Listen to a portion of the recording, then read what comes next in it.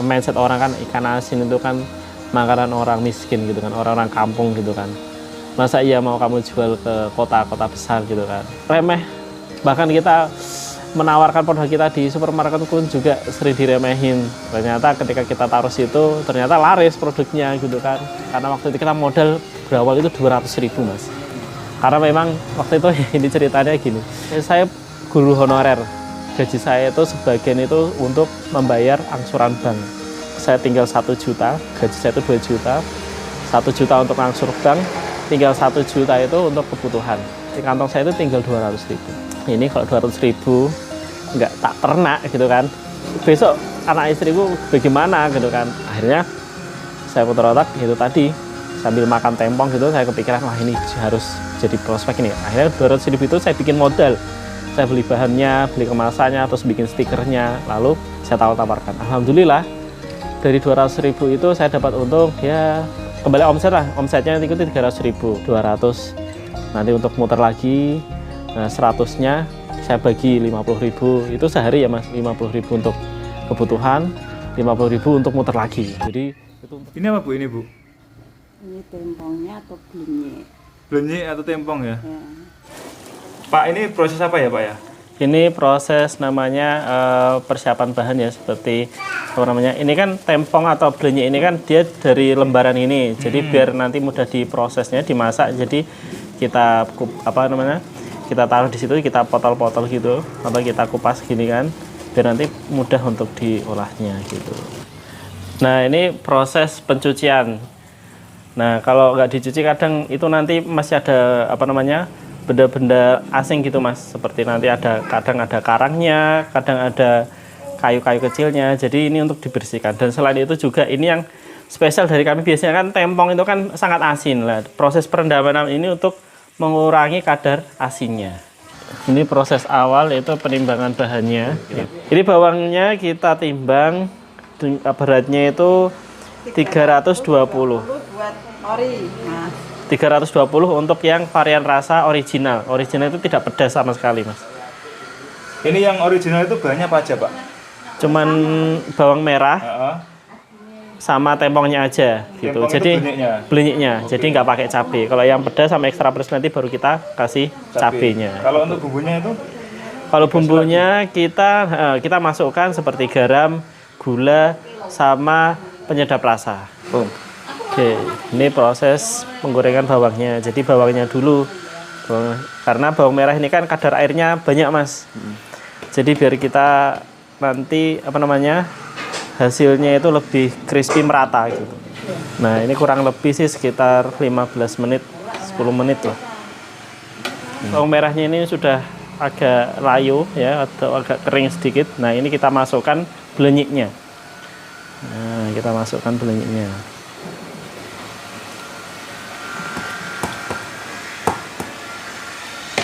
Diaduk-aduk merata. Ini kita masuk penyedap rasanya. Kira-kira berapa pak? Itu kurang lebih ya sekitar 10 gram. 4 takaran Ya 4 takaran. Itu untuk 1 kilo ya mas ya. Ini kan kita masaknya untuk Ukuran sekilo ya ini ya? Iya. Gula ya pak ya? Iya.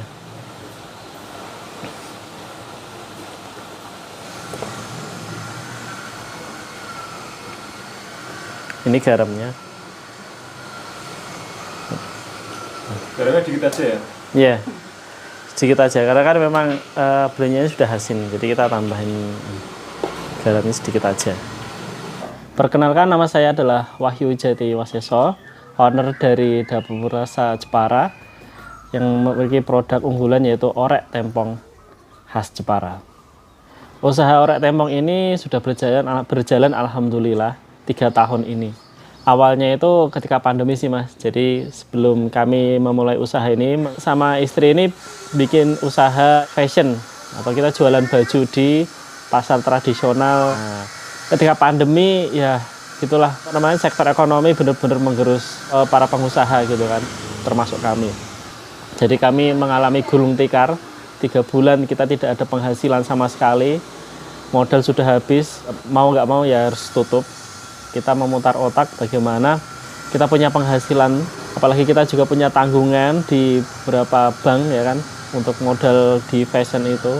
Kita harus mikir otak bagaimana kewajiban kita dapatkan lah, istilahnya seperti itu. Nah alhamdulillah waktu itu saya lagi di teras makan gitu kan, terus saya kepikiran, oh iya, orek tempong ini kan belum pernah ada, maksudnya belum pernah ada yang jual di Jepara gitu. Dan di Jepara ini untuk oleh-oleh ya masih sekitar kacang sama kerupuk. Nah, belum ada varian lainnya. Nah ini saya mau mencoba yang khas, karena belenyi ini atau tempong ini memang ada di Jepara gitu loh, memang ada di Jepara. Lalu kita angkat, ya kan, yang awalnya nggak bisa tahan lama, kita inovasi untuk bisa jadi tahan lama dan bisa didistribusikan ke berbagai daerah. Ini itu apa namanya, tujuannya agar si tempong atau ininya itu bisa jadi kering merata gitu loh. Jadi harus diaduk-aduk terus gitu mas. Jadi nggak bisa didiamkan. Kalau didiamkan lama nanti apa matanya agak merata gitu.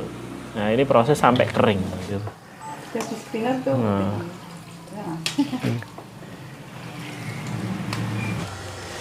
Ya ini proses penirisannya, tujuannya untuk mengurangi kadar minyak yang berlebih biar awet. Selain itu juga apa namanya, tidak cepat tengik gitu loh mas. Ini proses spinner ya Pak ya? Iya spinner. Oke. Nanti minyaknya keluar semua ya? Iya.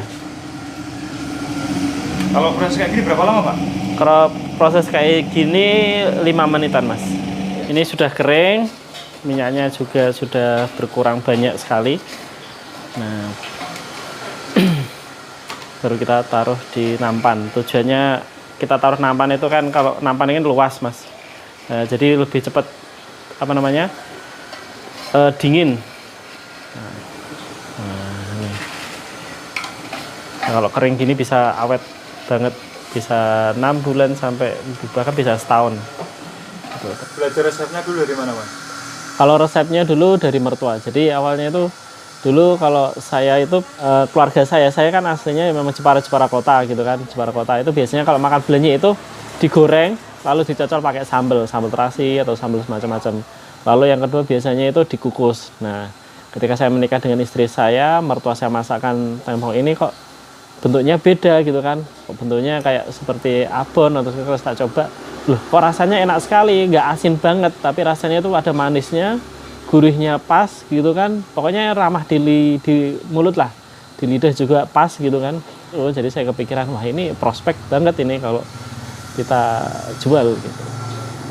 Belenyi itu apa sih Mas? Belenyi itu dari ikan teri nasi yang diasinkan melalui proses penggaraman. Tujuannya untuk pengawetan gitu loh.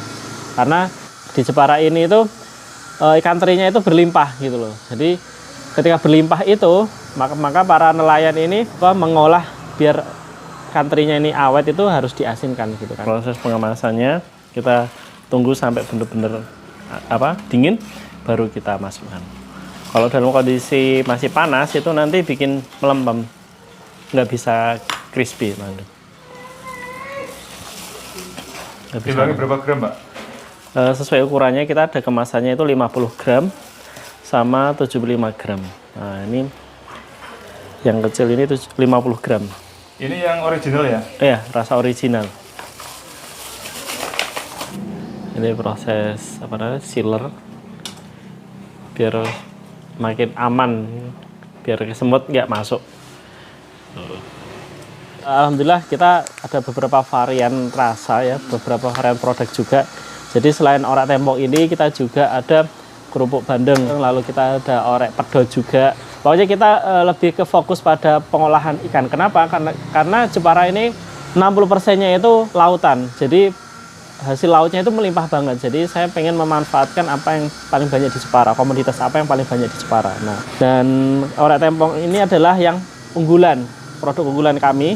Kita sudah mendapatkan juara 1 Kreonova, kreasi inovasi di Jepara. Jadi kami ini punya 3 varian rasa untuk orek tempong ini. Yaitu ada original, tidak pedas, lalu pedas sedang, sama ekstra pedas. Nah, ini sebenarnya praktis banget dibawa untuk perjalanan atau oleh-oleh, itu cocok sekali. Jadi sebelum punya usaha ini ya, itu ada kesibukan apa Mas? Sebelum mulai usaha ini saya ada kesibukan itu mengajar Mas ya. Guru ya berarti ya? Guru, ya saya guru di instansi SMK, sekolah menengah kejuruan. Kenapa sekolah kejuruan? Karena memang ilmu saya ini kan ilmu teknologi pangan, Mas. Jadi lebih ke pengolahan pangan. Jadi saya teringat ustadz saya itu bilang ilmu yang bermanfaat itu apabila kita amalkan lalu kita ajarkan.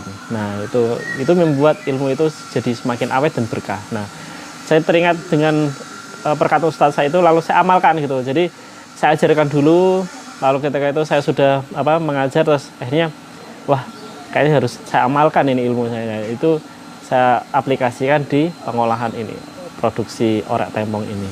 Ketika saya memulai bisnis ini, ya, banyak diremehinya sebenarnya. Karena orek tempong ini atau tempong atau belenyi ini kan mindset orang-orang Jepang itu kan sangat asin. Ikan asin juga. Masa iya ikan asin kamu jual sampai kayak gitu kan gitu. Dan alhamdulillah saya bisa membuktikan itu gitu loh dengan beberapa prestasi, beberapa pencapaian kami, dan mereka pun akhirnya wah, kok bisa ya hanya sebuah ikan asin kok bisa sampai mana-mana, bisa sampai ke luar negeri. Awal-awal kan kita memang jualnya kan sekitar saudara dulu ya Mas ya.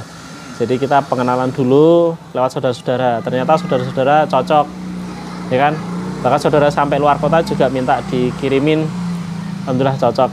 Ya awal-awal dulu sih kita belum ada spinner Mas. Karena kita kirim ke luar Jawa Tengah itu karena belum ada spinner kan masih ada minyaknya banyak. Jadi minyaknya sampai tumpah-tumpah.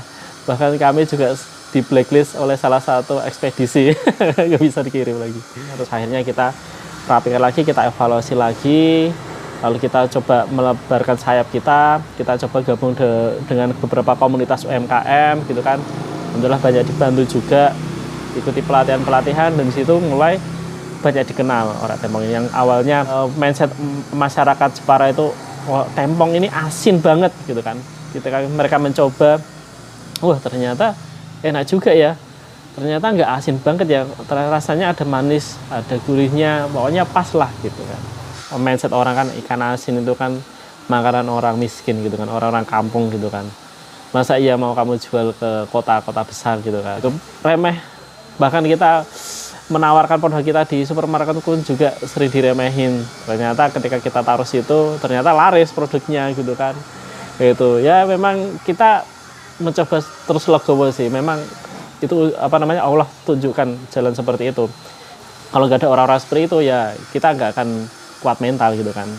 Kita ditempa untuk nanti kalau misalkan bisa besar ujiannya mungkin lebih berat lagi gitu. Rasa pengen menyerah itu pernah Mas. Waktu itu karena kita bahan baku itu kan bergantung cuaca Mas ya. Kalau pas musim hujan gitu kita agak susah gitu. Tapi kita harus menyetok sebelum musim hujan itu datang. Ternyata karena iklim yang tidak beraturan ini Mas, yang prediksi kita itu kita bisa nyetok untuk aman beberapa bulan, ternyata nggak aman juga kan. Terus akhirnya wah gimana ini kan. Setelah itu juga tadi beberapa kali kita penjualan naik turun di beberapa toko juga nggak, storannya nggak ya kita mau menyerah juga karena wah tapi yang namanya kita baru merintis kan, baru juga 3 tahun gitu kan. Masa iya mau langsung berhasil, pasti ya seperti ini dulu merasakan. Ya udah kita akhirnya untuk menguatkan diri saya bahwa saya nggak boleh menyerah gitu kan, karena ini baru awal gitu, baru awal perjalanan. Masih ingat nggak Pak, awalnya laku berapa waktu itu? Karena waktu itu kita modal berawal itu 200.000 Mas. Jadi 200.000 itu jadinya sekitar 40 pieces kalau nggak salah. Nah itu alhamdulillah laku semua gitu. Jadi kita waktu itu masih pre-order ya Mas ya, masih pre-order. Jadi kita lihat marketnya dulu, pre-order, alhamdulillah dari mulut ke mulut, terus kita pokoknya aktif untuk promosi lah. Alhamdulillah ya berlipat-lipat akhirnya seperti itu. Bisa konsisten setiap hari ya 40 sampai 50 pieces gitu. Kalau untuk rekor Pak, satu hari sampai berapa ini? Satu hari kita pernah itu hampir 500 pieces Mas. 500 pieces itu waktu pesanan untuk kita kirim ke Papua ya, karena kita punya teman di sana, dia punya toko, dia waktu itu tertarik dengan produk kami, dia coba ternyata suka, terus dia coba bawa ke Papua, ternyata juga banyak suka. Makanya dia minta kiriman waktu itu satu hari itu 500 pieces. Produk kami untuk yang orek tempong ini yang 50 gram, yang kecil tadi itu harganya kita jual 17.000. Kalau yang sedang 75 gram itu harganya 25.000. Kalau yang 100 gram itu 30.000. Tipsnya apa sih Pak biar usaha itu semakin berkembang atau ramai? branding sih mas, personal branding ya. Jadi produk itu bisa laris itu dilihat siapa sih yang jual gitu kan. Jadi kita selalu mencoba untuk memberikan apa ya, yang terbaik lah. Kita mencoba membantu teman-teman ya kan, yang membutuhkan pertolongan kami bantu, karena saya ingat bahwa barang saya menolong saudaranya, maka Allah akan tolong dia. Mungkin ada amalan-amalan yang dilakukan Pak? Selalu mencoba bagaimana memberikan yang terbaik untuk Allah. Jadi saya niat bisnis ini untuk Allah, bisa membantu membuka lapangan pekerjaan hanya untuk mencari ridho Allah, karena memang hidup ini untuk mencari ridho Allah gitu loh. Mau gimana lagi, uangnya juga, harta ini kan akan kita tinggalkan, yang kita bawa kan keridhaan dari Allah, amal ibadah soleh. Jadi amalan saya pun nggak ada yang spesial mas, gitu kan. Saya cukup menjaga sholat 5 waktu secara berjamaah, gitu aja sih. Dan alhamdulillah sih memang Allah perbaiki semuanya, mulai kehidupan saya, bisnis saya, gitu. Perkembangannya udah sampai mana aja Pak ini Pak? Saat ini perkembangannya sih kita sudah di pusat oleh-oleh. Kalau paling jauh kita sudah kirim ke Papua, Batam, Malaysia, Bangladesh juga. Dan alhamdulillah kemarin musim haji juga kita jadi produk untuk jamaah haji di sana gitu, karena kan praktis gitu mas. Teman-teman yang mau menjalankan bisnis atau menjalankan usaha dagang atau apa, nggak usah takut dulu ya. Kalau kamu takut nggak akan pernah gerak. Terus pokoknya memang harus nekat, tapi nekatnya harus hati-hati ya, harus hati-hati. Apalagi kalau kita tidak punya privilege atau tidak punya backingan modal gitu kan, orang tua kita mungkin bukan orang tua yang kaya yang nggak bisa memberikan modal, ya harus hati-hati. Maksudnya hati-hati di sini adalah jangan gunakan modal itu kita pinjam, ya kan. Tapi kalau bisa kita punya aset apa, kita jual, jadikan uang dulu, jadikan itu modal. Kenapa? Kalau kita baru memulai kok udah melakukan pinjaman, itu tadi, kalau namanya juga usaha ini nggak langsung berhasil, pasti ada gagalnya. Kalau kamu gagal di awal, kamu punya pinjaman, nah itu akan susah gitu kan. Jadi usahakan dulu, berani dulu, kamu punya uang berapa, tabungan apa, kalau pengen usaha, yakinkan, terus niatkan karena untuk mencari ridho Allah, bukan untuk mencari kekayaan ya, tapi mencari ridho Allah. Kalau kita udah mencari ridho Allah, Allah akan kasih kok kamu pengen apa, yang penting yang terbaik buat kamu. Jadi kalau misalkan nanti gagal, ya gak usah putus asa, memang seperti itu. Sudah banyak orang-orang, kisah-kisah orang sukses itu mereka berawal dari kegagalan gitu loh. Gagal dulu baru berhasil. Apalagi kalau teman-teman yang masih muda, ya kan, masih muda, umurnya masih 20-an gitu kan. Wah, itu habiskan kesempatan gagalmu di situ gitu kan. Nanti akan kamu mendapatkan keberhasilan di usia yang benar-benar kamu siap di situ. Uang dulu itu saya tuh sebelum menikah itu kan saya di dealer Honda mobil gitu kan. Gajinya ya lebih tinggi, apalagi kalau kita berhasil jual mobil itu kan dapat penghasilan bisa 10 juta, 15 juta gitu kan. Ketika nikah, saya memutuskan untuk ngajar, jadi guru honorer. Gaji pertama yang saya dapat itu 800.000. Ya saya sih nggak pikir, wah ini pasti kurang, nggak. Pokoknya saya yakin saja sama Allah, bahwa Allah yang memberikan rezeki, Allah yang memberikan kecukupan. Dan alhamdulillah memang selama beberapa bulan itu dengan uang segitu tuh cukup, alhamdulillah. Katanya pernah menjuarai apa itu Pak? Ya waktu itu kan ada teman suruh ikut ini ada apa namanya, lomba kreasi inovasi, coba deh ikut gitu kan. Karena produkmu ini unik gitu kan. Udah saya coba bikin proposal, terus saya ajukan gitu kan. Waktu itu agak minder juga sih melihat inovasi teman-teman itu yang keren-keren gitu kan. Wah, apalagi saya cuman ikan asin gitu kan. Ya udah, modal pede aja sama doa, ya Allah kalau memang ini adalah rezeki saya ya alhamdulillah gitu kan. Kalau belum ya juga alhamdulillah, mungkin engkau masih memberikan rezeki di tempat yang lain kan gitu. Dan ketika pengumuman juara waktu itu, gak nyangka aja, si Tembong juara gitu kan, juara 1 kreasi inovasi gitu kan, mengalahkan inovasi-inovasi lain yang Masya Allah gitu kan. Memang ini ya Allah yang punya rencana gitu.